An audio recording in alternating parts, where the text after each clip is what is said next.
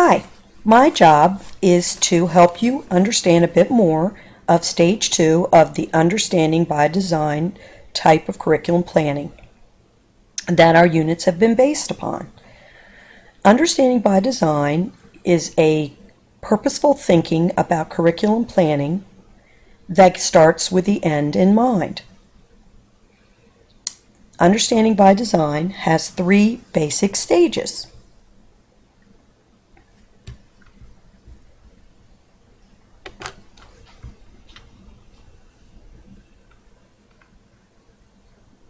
As you can see here, the stages are identify desired results, determine acceptable evidence, and plan learning experiences and instruction.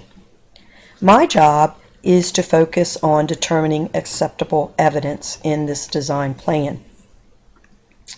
So, basically, as you can see, there are different types of ways to assess whether or not a student has had learning occur.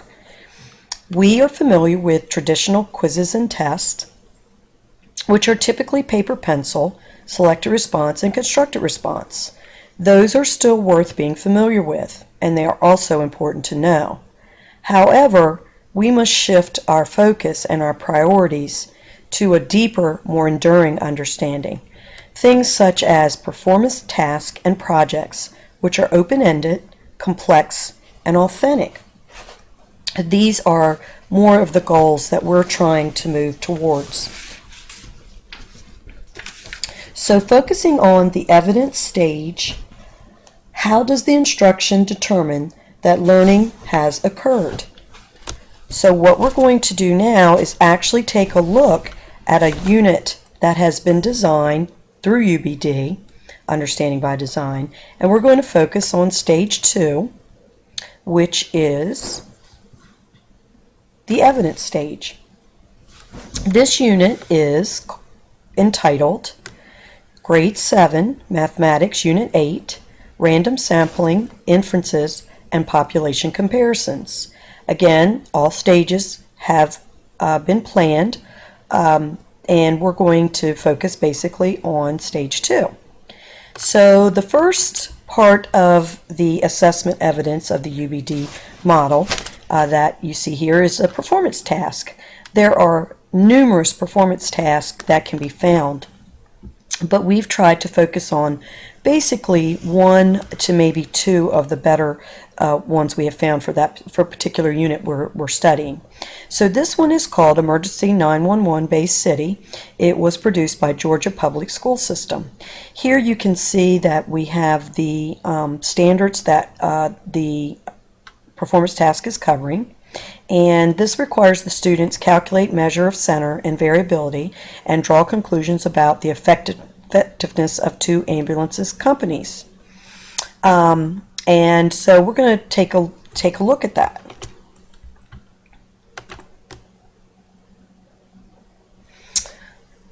All right, so this is going to be found on page 40.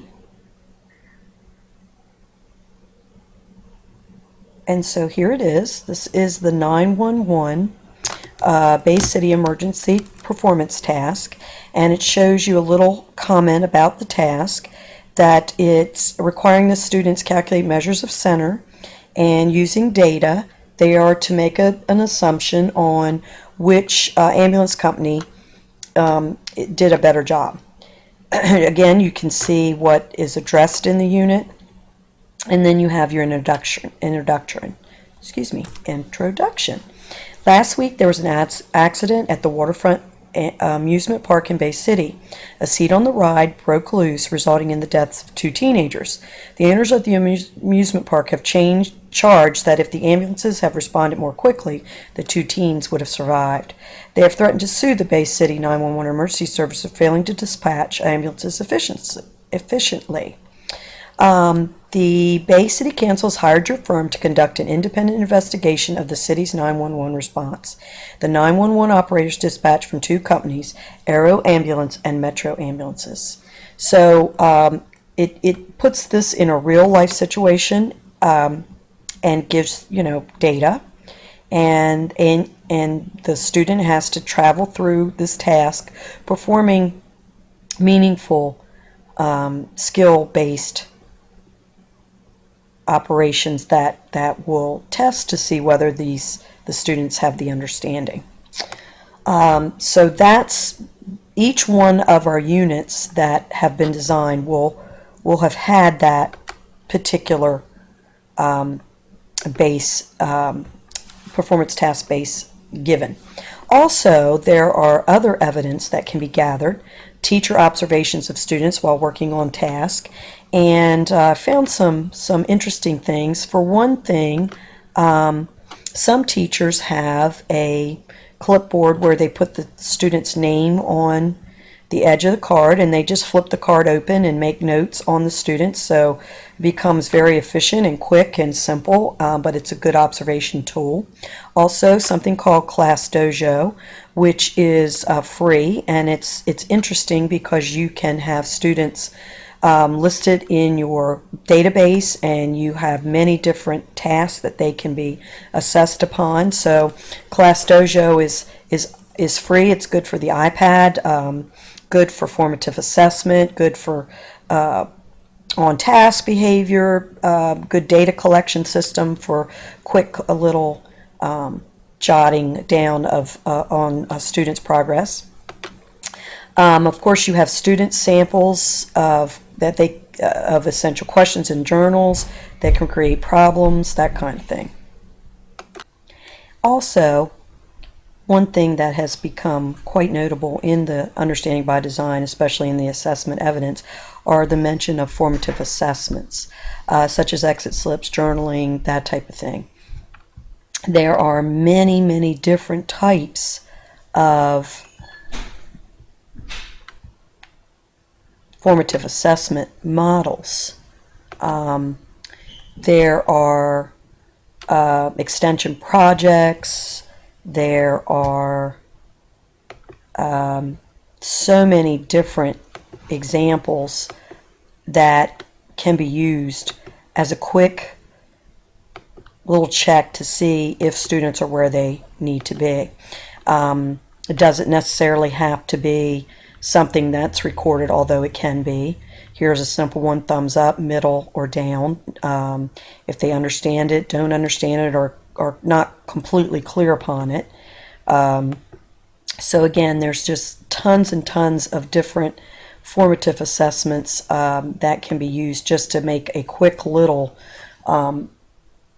check to see if a student is engaged and is completely understanding what's being covered. This is one called traffic lights. If you're you put your name on the green light if you know it, yellow light you think you do, or partially red light, I have no idea. I do have a neighbor that uses this quite a bit, and it does seem to be quite good. So formative assessment does not have to be complicated, and many of us probably have been doing formative assessments for quite some time. So this is basically just a little quick overview of the Stage 2 assessment evidence of the Understanding by Design, the units that we have been providing that have been based upon this type of planning. As you can see, the third stage is the learning plan, and this is where individual teachers are going to be coming into play, where we break down the planning in even smaller pieces. So this is where you get to join in. So hopefully this has helped you understand a little more about the assessment phase of Stage 2 of the Understanding by Design. Some things new, some things not.